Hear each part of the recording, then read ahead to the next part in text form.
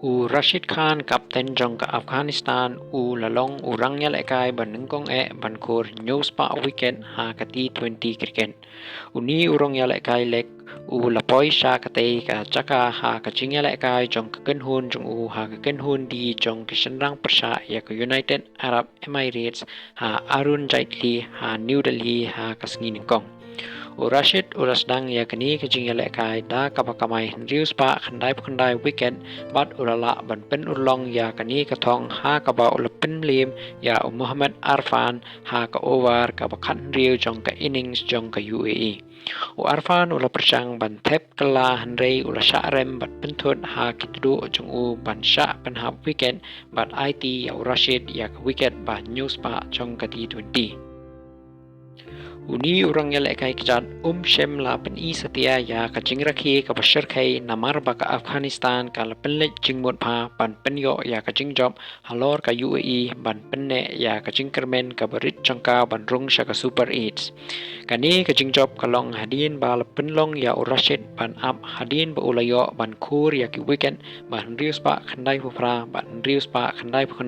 persha ya ka South Africa ha ka Narendra Modi Stadium ha Ahmedabad ha katayo baladeb. Ha New Delhi Rashid Tait 3.2 over ha kani kajing lekai claim the job shwa pakhatu unshut banyo ya ka weekend. Ula ailat khat neuron ha ki arpho tuli ki ball ki ba ula pen phai shwa batsha beno Arfan. Rashid ulami khmat laslem ha kathup jong kinongyo weekend ha ka format. Dwayne Bravo urangnya lekai all-rounder jong ka West Indies balasong thaj udon hak kerdan ka baar da ka bakamai Henrius pa laipway tali ki wicket kat ba Sunil Narini balong off spinner udai unongnya lekai baya jantam ha ka kerdan ka balai da ka bakamai Henrius pa khatlai tali ki wicket. Rashid udairu urangnya lekai bapau khmat ha ka T20 da ka bakamai shispa khandai phway tali ki wicket na ka benta ka Afghanistan. Tim Saudi unongnya lekai balasong that jong ka New Zealand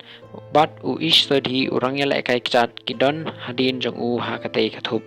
ha katayo baladeb Rashid ulaong ha kinong thok khbor news pa wicket kanu ka chingjop kandang yai beteng ngam shem labu kanu kathong ha ka chingmut jonga bangan shem news pa wicket pat sange no habang ya lekai na ka benta ka kenhun ya lekai kari ha ka World Cup ngapen lun 6%